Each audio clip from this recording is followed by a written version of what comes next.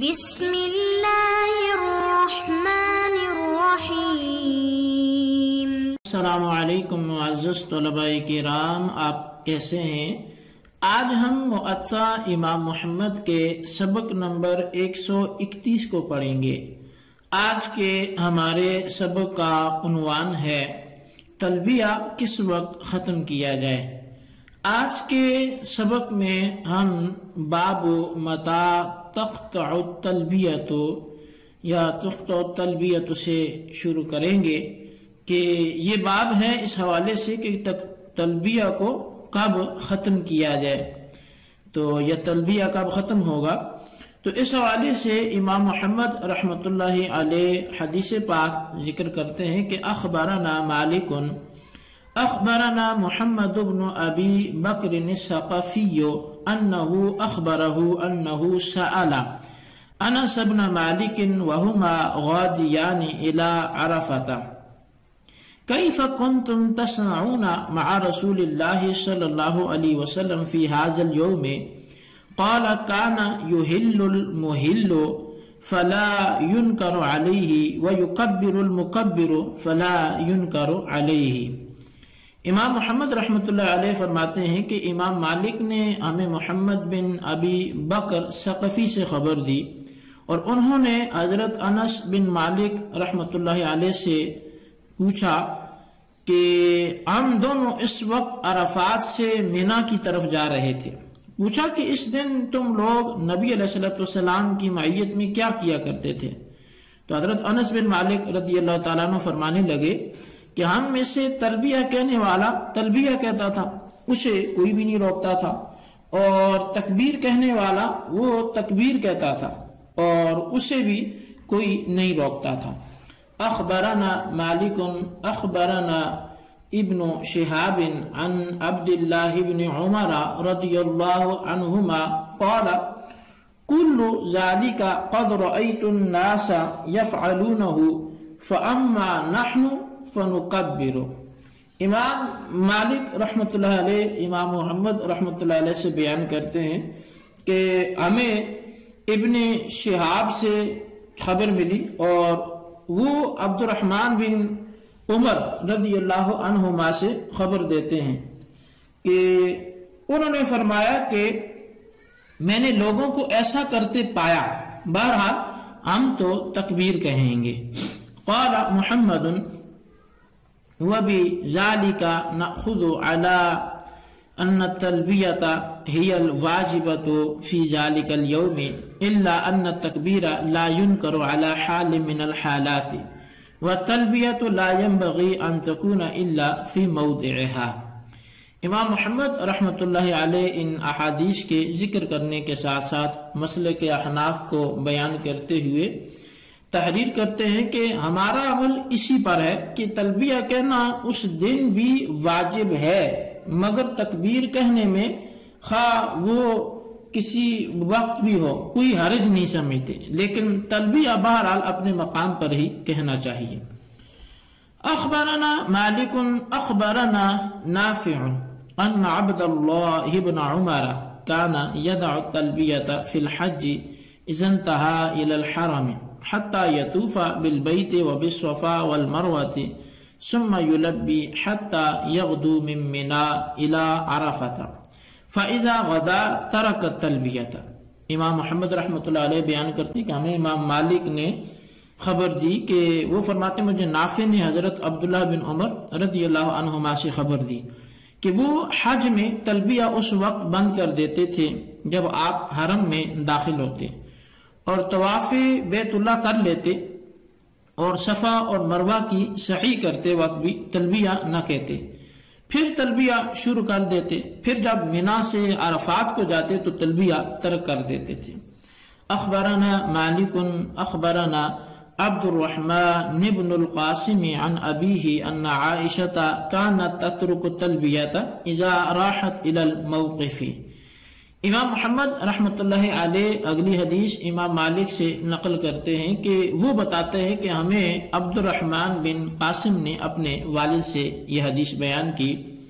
کہ ام المؤمنین حضرت سیدتنا عائشہ صدیقہ رضی اللہ تعالی عنہا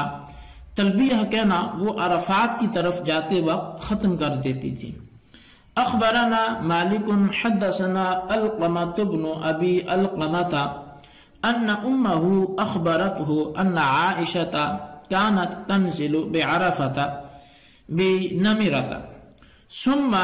تحولت فنزلت في العراق فكانت عائشة تهل ما كانت في منزلها ومن كان معها فإذا ركبت توجهت إلى الموقف تركت الإهلال وكانت تقيم بمكة بعد الحج فإذا كان قبل هلال المحرم خرجت حتى تأتي الجحفة فتقيم بها حتى ترى الهلال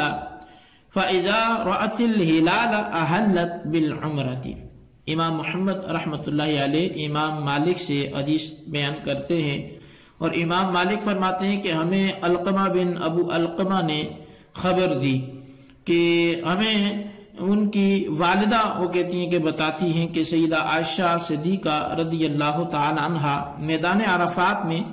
مقام نمرہ میں اترتی تھی، پھر وہاں سے مقام عراق میں اترنے لگی۔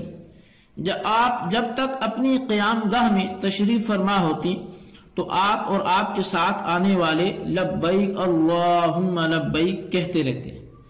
پھر جب سوار ہو کر موقف کی طرف متوجہ ہوتی تو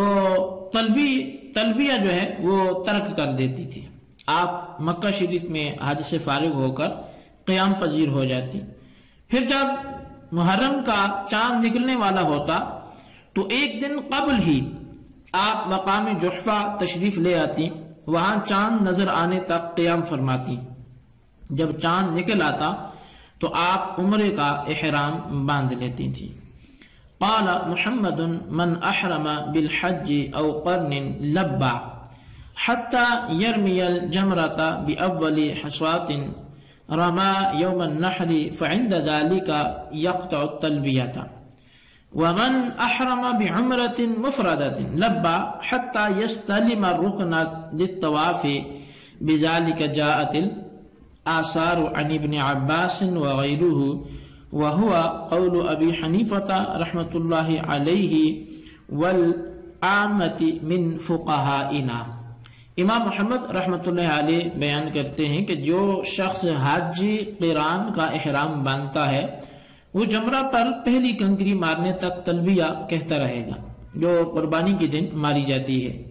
کنکری مارتے وقت تلبیہ ختم کر دے گا، اور جس نے صرف عمرے کا احرام باندھا وہ رکن یمانی کے استعلام تک تلبیہ کہتا رہے گا۔ اسی کیفیت کی تائید میں حضرت عبداللہ بن عباس رضی اللہ عنہما سے بہت سے آثار وارد ہیں، اور امام اعظم امام ابو حنیفہ رحمۃ اللہ علیہ اور ہمارے عام فقہائے کرام کا بھی یہی قول ہے۔ اچھا، احرام باندھتے وقت تلبیہ کی ادائیگی جو ہے یہ ضروری ہے، یہاں تک کہ احرام کی صحت کا دار و مدار احناف کے نزدیک تو تلبیہ کی ادائیگی پر ہی موقوف ہے۔ تلبیہ کہہ کر احرام شروع ہوا، اب یہ تلبیہ کب تک کہنا پڑے گا؟ اب شروع تو تلبیہ سے ہوا، لیکن اس کی انتہا کب تک ہے؟ تو یہ ذو الحج کی 10ویں تاریخ کو جب جمرہ عقبہ پر پہلی کنکری مارنے کا ارادہ کیا جائے اس وقت تک یہ جاری رہے گا۔ ہاں، طواف کعبہ اور صفا مروہ کے درمیان سعی کے دوران اگرچہ تلبیہ کہنا ممنوع نہیں ہے، لیکن اس کی بجائے طواف اور سعی کی جو منقول دعائیں ہیں وہ پڑھنا عند الاحناف یہ افضل ہے۔ اور جب مینا سے جانب عرفات روانگی ہو تو اس دوران تلبیہ کی ادائیگی وہ زیادہ اچھی ہے، کیونکہ عرفات کی حاضری کے وقت جو ہے وہ تلبیہ کے الفاظ اللہ تعالیٰ کے حضور وہ حاضر کی عملی کیفیت کے وہ مظہر ہوتے ہیں۔ تو بہرحال امام محمد رحمۃ اللہ علیہ نے اس باب میں تلبیہ کے ختم کرنے پر مختلف جو ہے وہ اقوال نقل فرمائے ہیں۔ حضرت انس بن مالک رضی اللہ تعالیٰ عنہ سے جب ابو بکر ثقفی نے پوچھا تو انہوں نے رسول اللہ صلی اللہ علیہ وسلم کی معیت میں 9 ذی الحجہ کو عرفات کی طرف روانگی کے دوران بعض صحابہ کا تلبیہ کہنا اور بعض کا تکبیر کہنا یہ ذکر فرمایا، جیسا کہ شروع میں آپ نے حدیث یہ سماعت کی، لیکن ایک دوسرے پر انہوں نے کوئی بھی اعتراض نہیں کیا، بلکہ لا جن کرو، تکبیر والے پر بھی کوئی نکال نہیں کیا جاتا، تلبیہ کہنے والے پر بھی کوئی اعتراض نہیں کیا جاتا تھا۔ اچھا، حضرت عبداللہ بن عمر رضی اللہ تعالیٰ عنہ سے اس دن تکبیر کہنا یہ صراحتاً منقول ہے۔ ان اقوال کے نقل کرنے کے بعد امام محمد رحمۃ اللہ علیہ آپ فرماتے ہیں کہ 9 ذو الحجہ کو تلبیہ کا وقت ہے اور تکبیر کے لیے کوئی مخصوص وقت نہیں ہے۔ تلبیہ جمرہ عقبہ کو پہلی کنکری مارنے تک یہ جاری رہتا ہے۔ امام محمد رحمۃ اللہ علیہ کے قول کے 9 کو تلبیہ واجب ہے۔ اس کا جو ہے وہ مطلب یہ ہے کہ اس دن تلبیہ ثابت ہے، یہ اس لیے تاکہ تعارض جو ہے یہ ختم ہو جائے، یعنی وجوب بمانا ثبوت کے ہے، اور یہ معنی اس لیے تاکہ تعارض جو ہے وہ ختم ہو جائے۔ اور حقیقت بھی یہی ہے کہ 9 کو تلبیہ واجب نہیں ہے بلکہ پڑھنا یہ ثابت ہے، اسی لیے اس دن تکبیر کہنے والے کو تکبیر کہنے سے منع بھی نہیں کیا جائے گا۔ اور اب یہاں پر جو ہے امام خطابی رحمۃ اللہ علیہ کا قول جو ہے وہ شیخ ولی الدین نے نقل کیا ہے کہ وہ کہتے ہیں کہ بے شک علماء کرام کا اس پر اجماع ہے کہ اس حدیث پر عمل متروک ہے،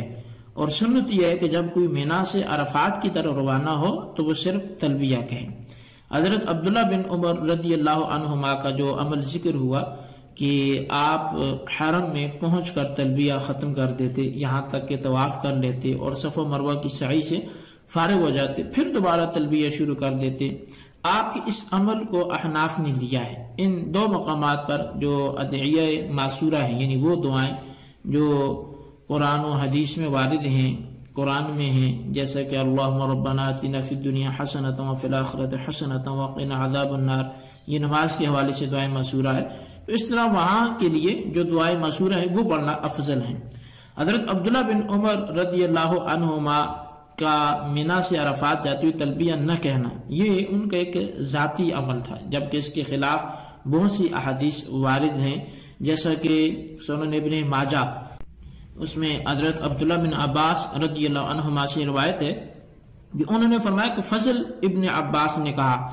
کہ میں نبی علیہ السلام کے پیچھے سوار تھا تو میں ہمیشہ آپ کے تلبیہ کو سنتا رہا، یہاں تک کہ آپ نے جمرہ عقبہ کی رمی کی تو جب اس کی رمی کر چکے تو آپ نے تلبیہ جو ہے وہ ختم کر دیا۔ اسی طرح نصب الرایا میں حضرت عبداللہ بن مسعود رضی اللہ عنہ سے روایت ہے کہ میں نے سرکار دو عالم صلی اللہ علیہ وسلم کو بغور دیکھا تو آپ نے جمرہ عقبہ کی پہلی کنکری تک لگاتار تلبیہ ادا فرمایا۔ حضرت جابر رضی اللہ عنہ روایت کرتے ہیں کہ نبی علیہ السلام نے جب جمرہ عقبہ پر پہلی کنکری ماری تو آپ نے تلبیہ کہنا یہ چھوڑ دیا۔ تو اب عمرہ کرنے والا حجر اسود کے استلام کے بعد تلبیہ یہ ختم کر دے گا، اور اس حوالے سے امام محمد رحمۃ اللہ علیہ کی دوسری کتاب کتاب الاصحاب میں یہ مسئلہ جو ہے وہ مذکور ہے۔ آپ فرماتے ہیں کہ ہمیں امام اعظم نے حماد سے اور وہ حضرت ابراہیم سے خبر دی، فرمایا کہ عمرے کا احرام باندھنے والا استلام حجر اسود کے وقت تلبیہ ختم کر دے، اور حج کا احرام باندھنے والا جمرہ عقبہ کی پہلی کنکری مارتے وقت جو ہے وہ تلبیہ ختم کر دے۔ تو معلوم یہ ہوا کہ حج کا احرام باندھنے والا تلبیہ کہتا رہے گا اور اس وقت تک کہتا رہے گا جب تک وہ جمرہ عقبہ پر کنکریاں مارنے کی ابتدا نہیں کرتا۔ اس عرصے میں تلبیہ کہنے کا ثبوت جو ہے وہ کثرت سے احادیث مرفوعہ سے ثابت ہے، تو اور اس سے رمی سے قبل ممانعت کی کوئی دلیل بھی موجود نہیں ہے۔ ہاں، طواف اور سعی کے دوران نہ پڑھنا یہ افضل ہے۔ تو بہرحال یہی احناف کا نظریہ، اس کو آپ اچھی طرح سمجھیں اور اس کے خلاصے کو اپنے رجسٹر پر ضرور تحریر کریں اور بالخصوص ان سوالات کے جوابات بھی دیں۔ سوال نمبر 1 یہ ہے کہ حضرت عبداللہ بن عمر رضی اللہ عنہما کے حوالے سے جو کہا گیا کہ ان کا ذاتی فعل ہے، وہ کس چیز کے حوالے سے، کون سا ان کا ذاتی فعل ہے؟ اور سوال نمبر 2 یہ ہے کہ علامہ خطابی رحمۃ اللہ علیہ نے کیا قول جو ہے وہ وارد کیا اور اس کو کس نے نقل کیا ہے؟ تحریر کریں۔ اللہ تبارک و تعالیٰ سے دعا ہے جو کچھ ہم نے پڑھا سنا سے یاد رکھنے کی توفیق نصیب فرمائے، آمین بجاہ النبی الامین صلی اللہ علیہ وسلم۔